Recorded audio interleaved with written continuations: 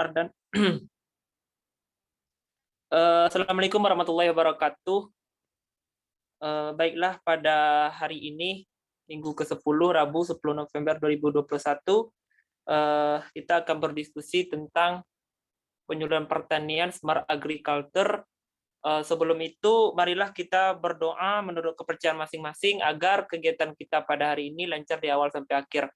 Berdoa dimulai.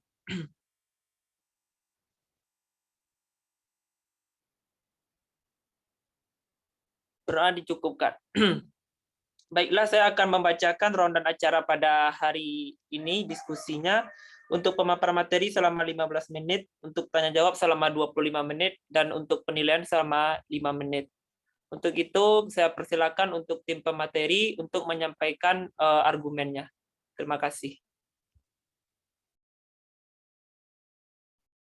Terima kasih. Assalamualaikum warahmatullahi wabarakatuh. Saya Farayu dari kelompok pemateri akan memaparkan materi mengenai penyuluhan pertanian cerdas. Pertama, penyuluhan pertanian itu adalah salah satu pendidikan informal di mana prosesnya dilakukan seumur hidup. Individu memperoleh sikap, nilai, keterampilan, dan pengetahuan dari pengalaman sehari-hari dan pengaruh edukatif serta sumber daya di lingkungannya. Kedua, merupakan pembelajaran andragogi orang dewasa, di mana kesempatan bagi orang dewasa di luar usia pendidikan masyarakat umum untuk mendapatkan pelatihan lebih lanjut atau melanjutkan pendidikannya. Yang ketiga, merupakan program pendidikan orang dewasa di luar sekolah secara sukarela dilakukan secara sistematis, yang memanfaatkan prinsip belajar mengajar dan dilaksanakan dalam suasana saling percaya dan menghormati. Keempat, merupakan diarahkan ke populasi pedesaan, di mana penyuluhan pertanian ini menawarkan nasihat dan informasi, memberikan teknologi baru, mendukung pembentukan kelompok, dan memfasilitasi mereka untuk memecahkan masalah mereka. Yang terakhir, mencakup tujuan pendidikan, ekonomi, sosial budaya, dan komunal dari penghasilan dan pengajaran. Tujuan dari penyuluhan pertanian ini menjangkau populasi petani pedesaan untuk mempromosikan pembangunan sosial dan budaya. Kedua, meningkatkan produksi dan efisiensi pertanian keluarga dengan tujuan akhir untuk meningkatkan taraf hidup keluarga pedesaan. Ketiga, membawa perubahan dalam pengetahuan, keterampilan, dan sikap masyarakat. Keempat, meningkatkan taraf hidup masyarakat pedesaan dengan membantu mereka menggunakan sumber daya mereka. Kelima, membantu dalam merencanakan dan melaksanakan rencana keluarga dan desa untuk meningkatkan produksi. Yang terakhir, menyediakan fasilitas untuk kehidupan keluarga yang lebih baik. Mungkin yang lain dilanjutkan. Baik, saya akan melanjutkan yang telah disampaikan Pak Hara. Saya Anggi Pujayarawati dari kelompok 17 akan menambahkan. Tadi yang udah tujuan ya, sekarang ada prinsip-prinsip penyuluhan. Prinsip-prinsip yang pertama yaitu pendidikan penyuluhan dimulai dari 4 orang yang berada di lingkungan sekitar. Yang kedua, penyuluhan harus mendapatkan kepercayaan dari audiens. Yang ketiga, orang memiliki keinginan yang tidak terpuaskan. Yang keempat, program terbaik adalah mereka yang bekerja sama dengan masyarakat lokal dan staf penyuluhannya. Kemudian ada komponen penyuluhan pertanian. Di antaranya itu pengetahuan dan keterampilan, saran, organisasi petani, dan motivasi dan percaya diri. Serta dari itu ada peran atau tugas dari petugas penyuluhan pertanian. Yang pertama sebagai katalis, yang berfungsi sebagai agen perubahan untuk mempercepat tingkat di mana orang atau mau menerima perubahan. Yang kedua, sebagai pemberi solusi, memiliki gagasan tentang masalah dan kebutuhan petani dan memberikan solusi yang efektif untuk kebutuhan masalah tersebut. Yang ketiga, sebagai penolong proses, membantu dalam proses memecahkan masalah atau kebutuhan petani. Yang keempat, sebagai penghubung sumber daya, yang berfungsi sebagai penghubung atau jembatan antar klien dan di mana masukan diperlukan temuan peneliti, dan lain-lain. Mungkin akan ditambahkan oleh teman-teman saya. Terima kasih.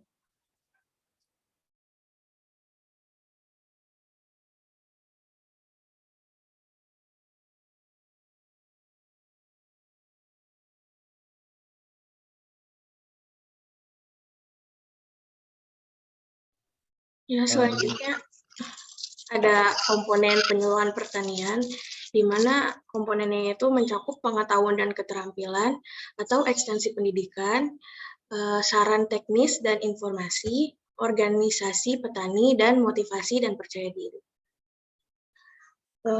Peran tugas penyuluhan pertaniannya ini tuh bertugas sebagai katalis, di mana katalis ini mempercepat tingkat di mana orang mau menerima perubahan.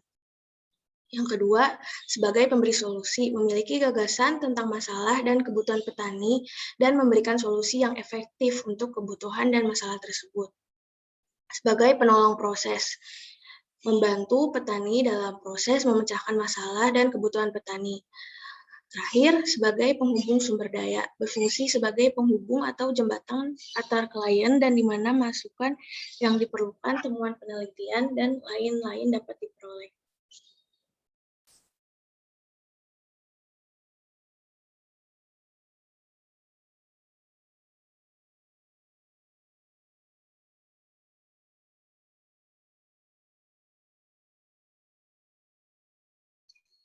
Izin menambahkan, dari tujuan penyuluhan pertanian yang telah dijelaskan, dapat kita garis bawahi bahwa terdapat 3 hal penting, yaitu better organization, yaitu perbaikan kelembagaan pertanian yang ada di desa. Perbaikan tersebut dicanangkan sebagai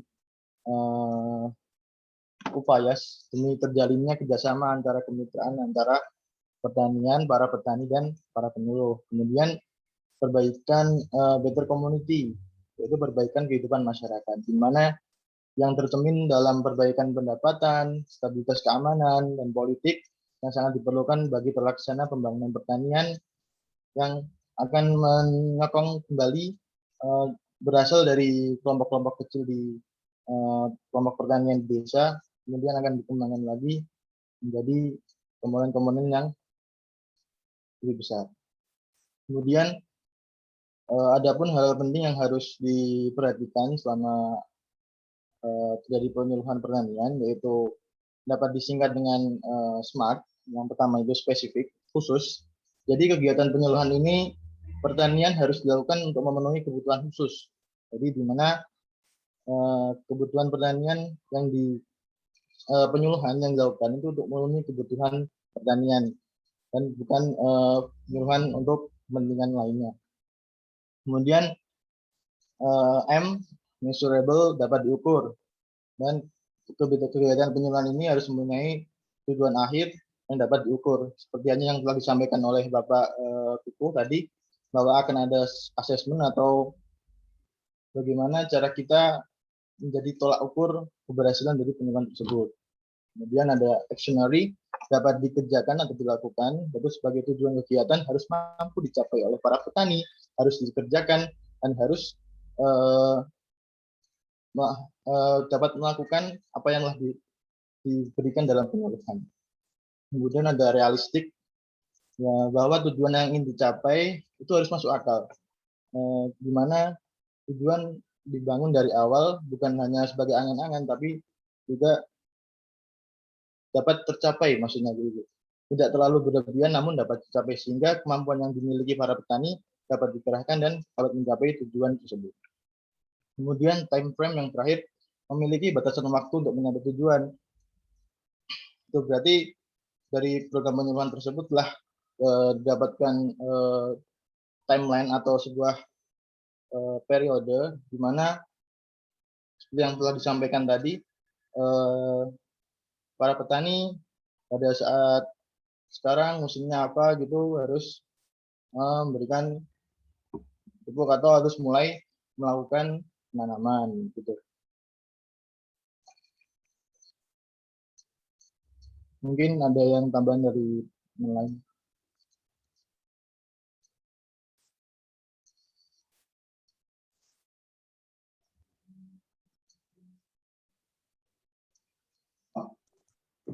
Baik, terima kasih untuk tim pemateri menyampaikan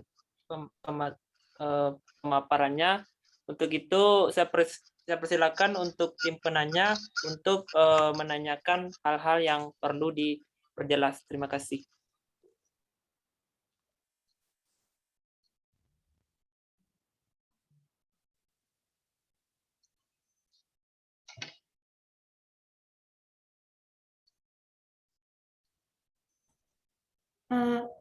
Izin bertanya.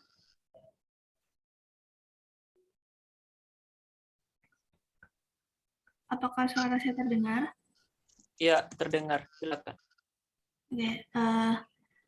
Sebelumnya apabila pertanyaan saya out of topic, mohon ditegur ya. Jadi seperti yang dijelaskan materi yang telah disampaikan tadi bahwa agriculture extension itu kan penyuluhan bersifat informal dan disampaikan kepada orang dewasa. Nah, bagaimana dengan misalnya ada agriculture extension sejak dini, misalnya ada penyuluhan tentang pendidikan pertanian di ranah formal untuk usia remaja. Apakah menurut kalian dibutuhkan? Itu pertanyaan saya.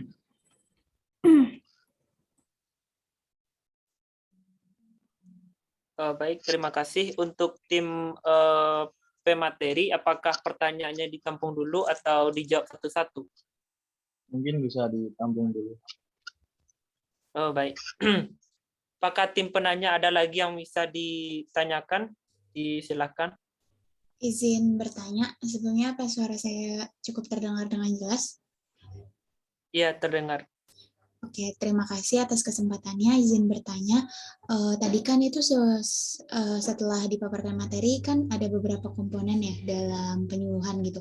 Menurut kelompok kalian, penyuluhan yang bagaimana yang menurut kelompok kalian itu paling efektif? Apakah dengan mengunjungi secara tatap muka atau dengan video saja cukup atau dengan media sosial aja itu cukup? Karena kan kalau misalkan yang kita lihat kan kebanyakan orang dewasa itu kurang tertarik ya sama penyuluhan, apalagi konteksnya ini kalau di kehidupan sehari-hari pertanian gitu. Menurut kelompok kalian, bagaimana cara paling efektif untuk melakukan penyuluhan pertanian? Sekian, terima kasih. Baik, apakah dari tim penanya ada lagi yang bertanya? Silakan. Izinkan saya, Nisa, bertanya. Tadi yang sudah dipaparkan materinya, lalu bagaimana sih strategi pengembangan kelembagaan penyuluhan pertanian di era otonomi daerah menurut kalian gitu, pandangan kalian?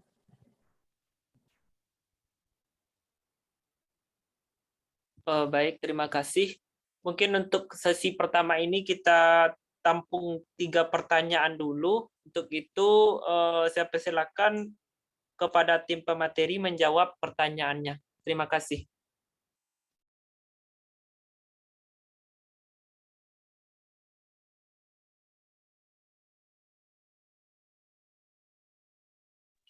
Mau izin menjawab dari pertanyaan yang nomor 2, yang kedua yaitu dari Cinta ya. Bagaimana komponen dari tadi yang penyuluhan yang secara efektif. Jadi bagaimana kita penyuluhan agar dapat diterima oleh masyarakat dan yang bagaimana caranya seperti itu kan ya Cin. Nah, menurut saya ini penyuluhan yang baik dan efektif ketika kita akan penyuluhan itu kita akan memberikan materi kepada tujuannya itu kan masyarakat dalam bidang pertanian. Berarti kita harus menyiapkan strategi. Strategi yang paling efektif yaitu kita menjemput bola dengan langsung terjun ke lapangan, melihat situasi dan kondisi masyarakat sekitar, apa keluhannya, apa yang sedang terjadi. Nah, dari sana kita bisa memberikan materi langsung praktek ya, di mana ketika kita menyampaikan materi langsung dipraktikkan itu akan lebih efektif dan mudah dipahami oleh masyarakat karena masyarakat luas tentang pertanian itu tidak semuanya bisa mengakses internet gitu. Jadi kebanyakan para petani itu di kalangan orang tua gitu. Jadi masih banyak cara gitu untuk bisa penyuluhan, yaitu dengan menjemput bola ke lapangan, dan untuk menarik penyuluhan tersebut dilakukannya secara bertahap gitu. Jadi jangan terlalu banyak materi yang disampaikan, tapi step by step untuk pemberian materinya, sehingga mudah dimengerti dan mudah diterima oleh para audiensnya. Seperti itu, Cin. Kalau misalkan belum terjawab, boleh. Apakah sudah cukup? Sudah terjawab, terima kasih. Oke.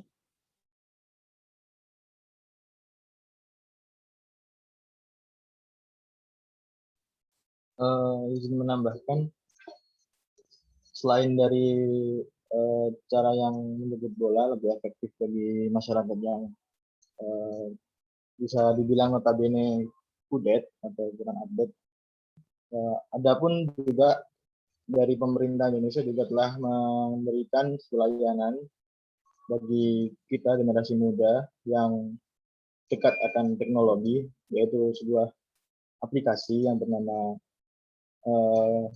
Cyber Extension maupun Katam atau kalender tanam terpadu. Dan aplikasi tersebut merupakan aplikasi penyuluhan pertanian dan dapat memanfaatkan informasi waktu tanam yang tepat sesuai dengan kondisi iklim tersebut. Jadi diharapkannya dengan aplikasi tersebut kita dapat dapat melakukan kegiatan pertanian dengan lebih baik dan lebih terpadu, karena telah didukung berbagai informasi dari misalnya dari kondisi tanah, iklim, curah hujan, dan lain-lain. Mungkin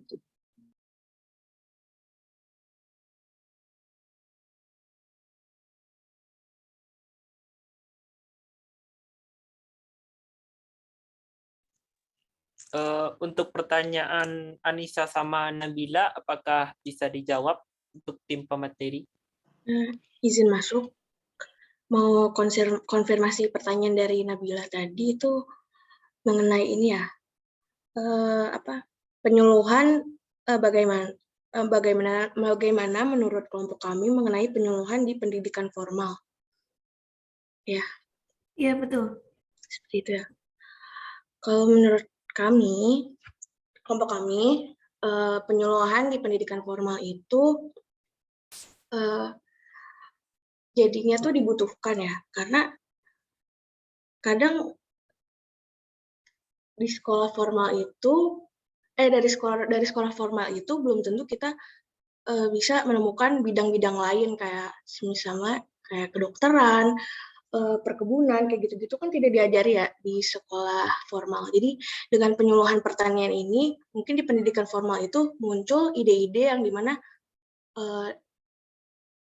murid-murid itu mau gitu untuk melakukan pertanian itu sendiri. Itu sih. Terima kasih.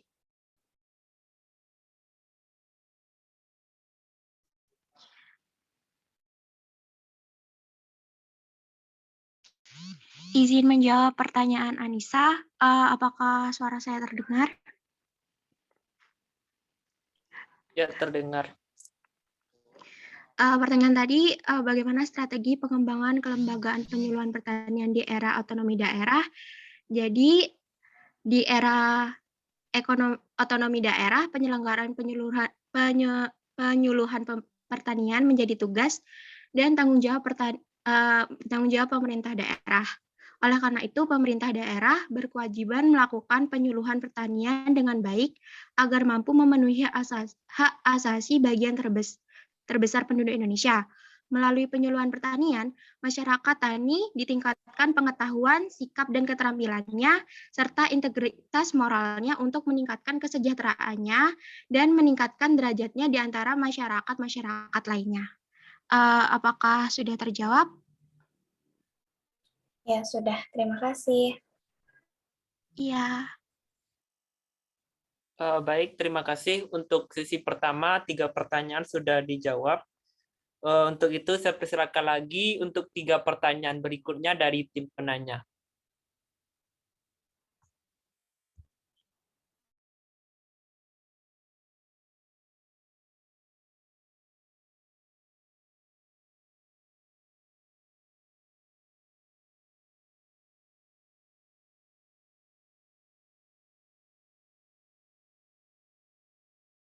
Izin masuk. Apakah suara saya terdengar? Dengar. Oke, perkenalkan nama saya Taviana Zalifa dari kelompok penanya ingin bertanya, kalau misalnya suatu saat telah dilakukan penyuluhan, apakah akan sampai di situ saja sampai dilakukan penyuluhan atau setelahnya itu sasaran dari penyuluhan itu akan dibimbing, dipantau ke depannya untuk program-program yang disuruhkan itu akan berjalan. Ya, kira-kira seperti itu. Terima kasih. Baik, terima kasih. Apakah ada yang bertanya lagi?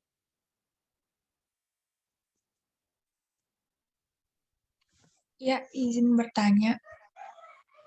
Ya, silakan. Saya mau nanya pendapat kalian. Jika penyuluhan ini tidak berhasil, menurut kalian ada nggak sih inovasi lain yang bisa dilakukan selain penyuluhan ini? Terima kasih. Ya, baik, terima kasih. Apakah ada satu pertanyaan lagi untuk sisi ini?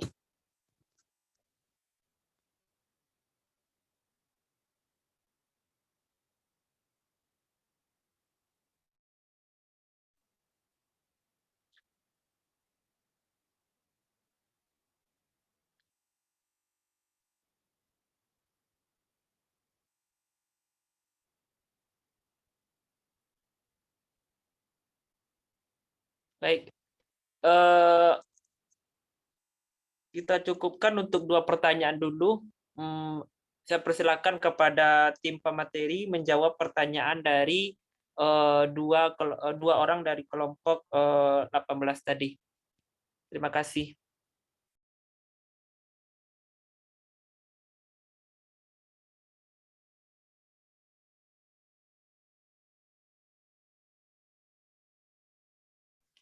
Baik, di sini saya akan menjawab lagi tadi pertanyaan dari Taviana ya.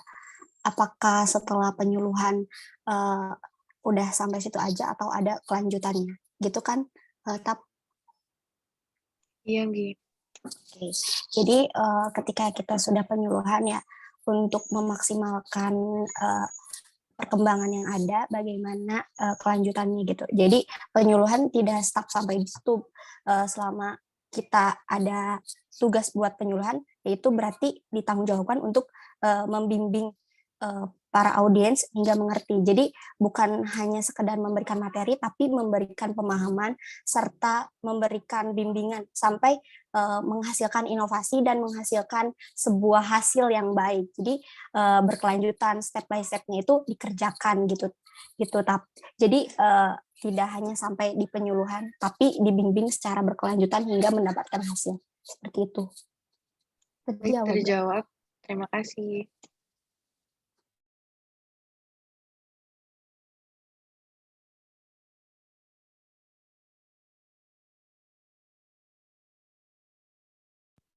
Baik, terima kasih untuk pertanyaan dari Rosilina. Apakah ada yang bisa menjawab dari tim pemateri?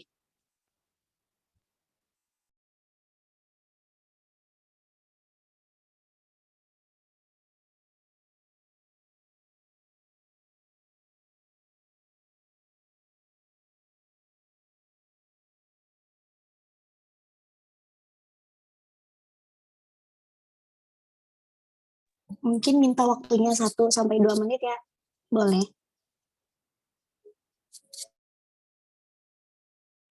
Boleh. Mungkin untuk sambil tim pemateri mencari jawaban dari pertanyaan Rosilina tadi, saya persilakan lagi untuk tim penanya untuk menyampaikan pertanyaannya. Karena untuk waktu diskusi itu masih ada sekitar 10 menit lagi. Terima kasih.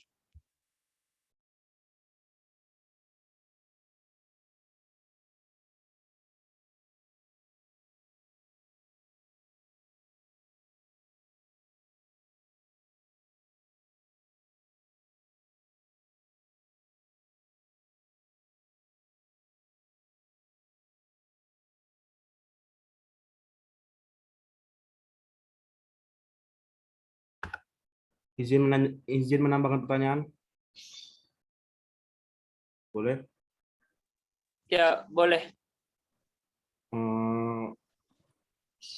Pertanyaannya, kekurangan penyuluhan pertanian itu apa? Kekurangan dari penyuluhan pertanian itu. Terima kasih. Baik, terima kasih. Oke, apakah ada satu pertanyaan lagi untuk sesi ini?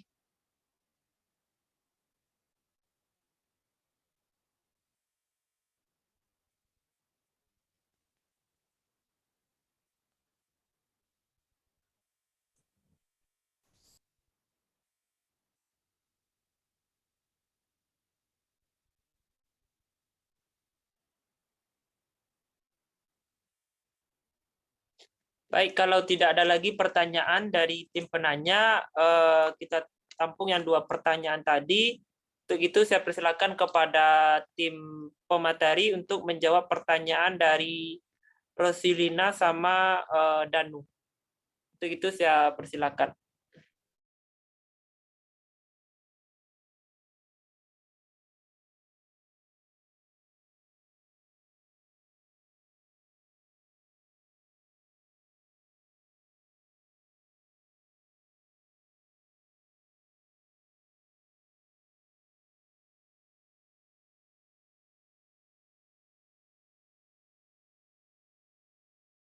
Izin masuk. Untuk pertanyaannya Rosyulina, itu tadi tentang ini ya, jika penyuluhannya tidak berhasil, ada inovasi lain nggak selain penyuluhan? Iya, betul.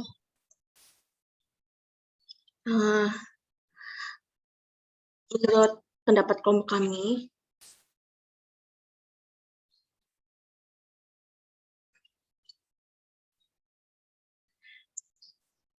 melakukan event itu bisa menarik minat orang-orang yang mau ikut itu loh. Event tuh kayak event tuh kayak acara begitu, kayak yang dengan satu tema, ya temanya pertanian kan kalau di sini.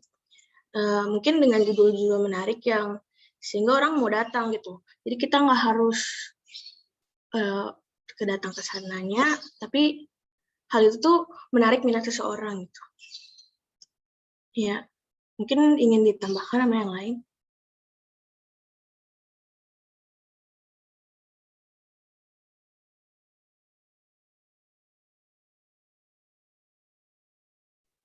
Baik, terima kasih. Apakah ada yang ingin ditambahkan lagi dari tim pemateri atau menjawab pertanyaan dari Danu tadi? Silakan.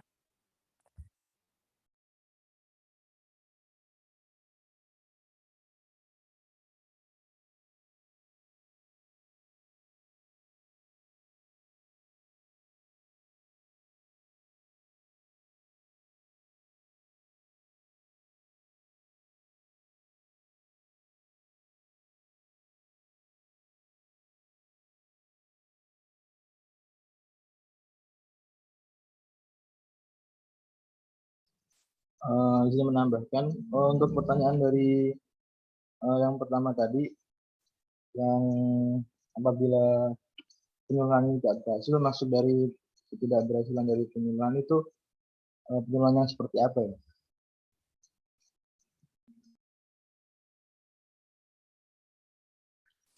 Gimana? Maaf, nggak kedengeran.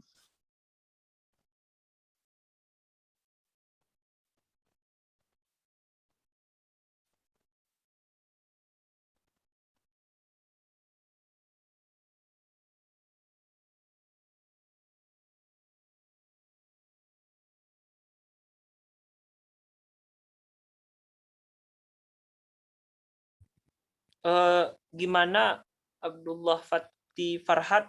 Pertanyaannya bisa diulang lagi. Maksud dari penyuluhan yang tidak berhasil, penyuluhan yang seperti apa ya? Apakah door to door atau penyuluhan dari media-media massa seperti itu?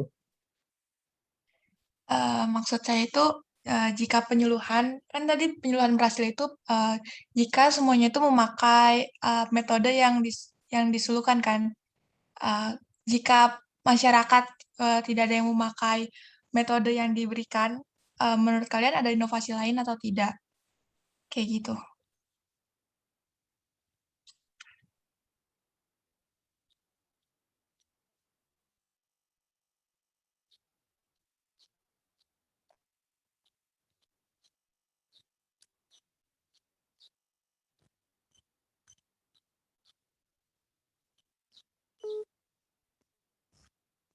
Gimana tim pemateri bisa menjawab pertanyaan dari Rosilina dan Danu?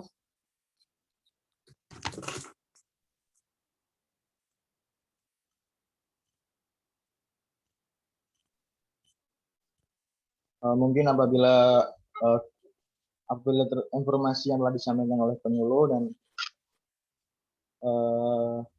dan apa yang diterima informasi tersebut tidak dilakukan, kembali lagi ke tujuan penyuluhan agar gimana dapat memperbaiki taraf hidup dan memperbaiki perilaku kita sebagai petani yang baik. Nah, oleh karena itu, sebagaimana yang telah disampaikan, apabila metode tersebut tidak dilakukan, mungkin dari pihak yang tidak mau kan mempunyai metode lain atau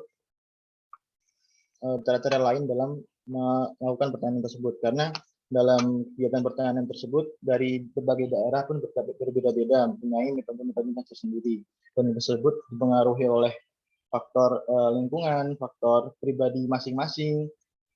Contoh dari faktor lingkungan seperti tanah, iklim, cuaca, dan kandungan air dalam tanah tersebut. Dan kemudian mungkin dari kejadian petani tersebut,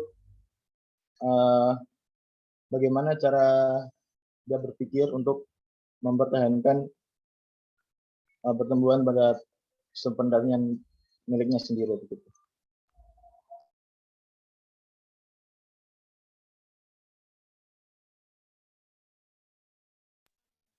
Baik, terima kasih. Untuk itu pertanyaan dari Danu, pertanyaan terakhir.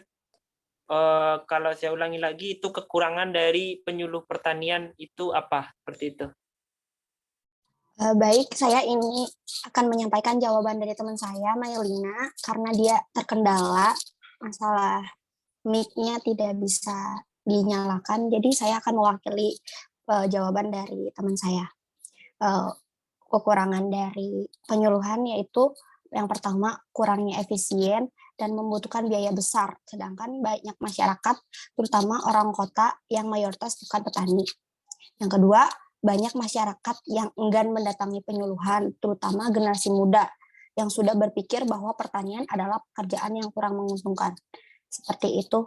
Dan satu lagi, ini dari teman saya juga, Tegar, karena nggak bisa on mic, lagi ada kendala, karena dia lagi di rumah sakit. Menurut dia, kekurangannya yaitu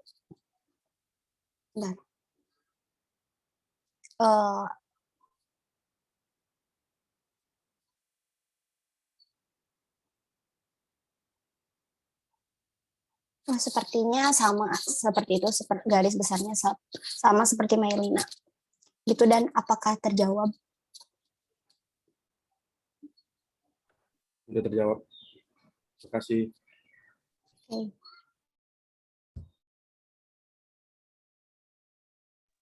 Baik, terima kasih. Kita akhiri untuk sesi tanya jawab pada diskusi kali ini. Untuk itu kita masuk lagi ke sisi penilaian. Itu saya persilakan kepada tim penilai, tim kelompok 19 menyampaikan penilaiannya. Silakan. Baik, saya izin masuk. Untuk kelompok pemasaran, kelompok penyampaian materi, tidak semuanya bicara, tapi penyampaian materi sudah bagus dan jawaban-jawabannya juga sudah bagus. Sedangkan untuk kelompok penanya, semuanya sudah bicara dan pertanyaannya juga sudah berbobot. Baik, terima kasih. Bisa dilanjutkan oleh Rifki mungkin. Oke, terima kasih Satria. Kalau dari aku overall sih udah bagus. Dari penyampaian materi juga sudah sangat bagus. Mungkin tadi seperti apa yang dibilang sama Satria, ada beberapa yang belum bicara. Terus untuk menjawab pertanyaan juga sangat lengkap dan jelas. Terus untuk tim penanya pun sudah bagus. Pemberian pertanyaan sudah sangat berbobot dan semua aktif bertanya. Terima kasih. Mungkin dilanjutkan sama Fania.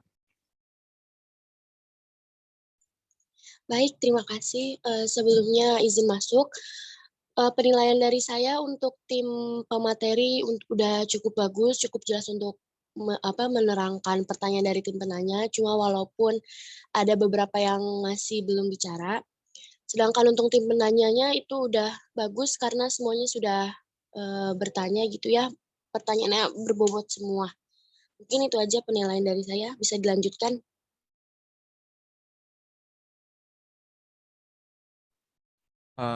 Baik, boleh saya lanjutkan. Saya dari Mbak Mardianto. Saya ingin memberikan penilaian kepada kelompok materi atau kelompok 17. Untuk pemberian materi sudah jelas dan sangat menarik juga. Kemudian penjawabnya juga hampir semuanya. Akan tapi satu orang masih belum itu. Jadi tolong diusahakan pembagiannya lebih itu. Kemudian untuk kelompok penanya juga jenis pertanyaan juga cukup berbobot dan semua kelompok juga sudah, seluruh anggota juga sudah aktif. Segitu saja.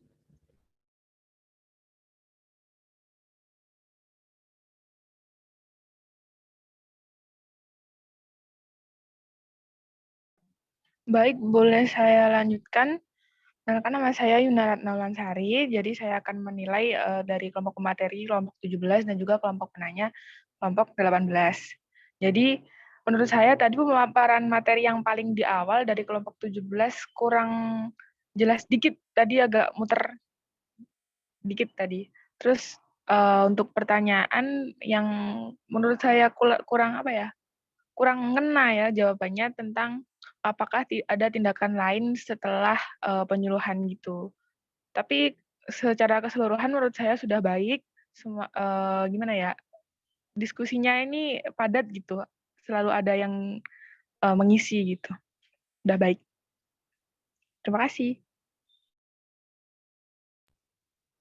Baik, terima kasih.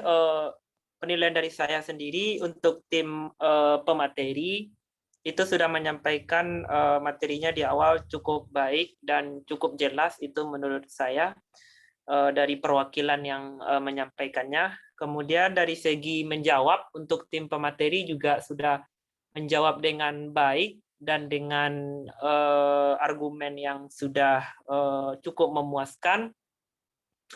Untuk itu mungkin tadi sudah dikonfirmasi sama Anggi bahwa anggotanya semuanya bisa berkontribusi semuanya, tetapi ada kendala teknis yaitu kendala mic. Kemudian untuk tim penanya juga memberikan pertanyaannya dengan berbobot dan juga memberikan pertanyaannya yang beragam, dan dari segi anggota juga sudah hampir semua anggota memberikan pertanyaan dan belum mungkin dari segi waktu. Dan untuk kepadatan diskusi ini sudah sangat baik dan tidak ada yang renggang di sini, dan secara umum saya nilai diskusi ini sangat memuaskan. Terima kasih. Baiklah, diskusi kita kali ini berjalan dengan lancar dan baik. Untuk itu, karena waktunya sudah habis sesuai dengan rundown yang saya bacakan di awal tadi, marilah kita bacakan hamdalah, alhamdulillahirrahmanirrahim. Acara diskusi kita pada hari ini berakhir. Assalamualaikum warahmatullahi wabarakatuh. Waalaikumsalam warahmatullahi wabarakatuh.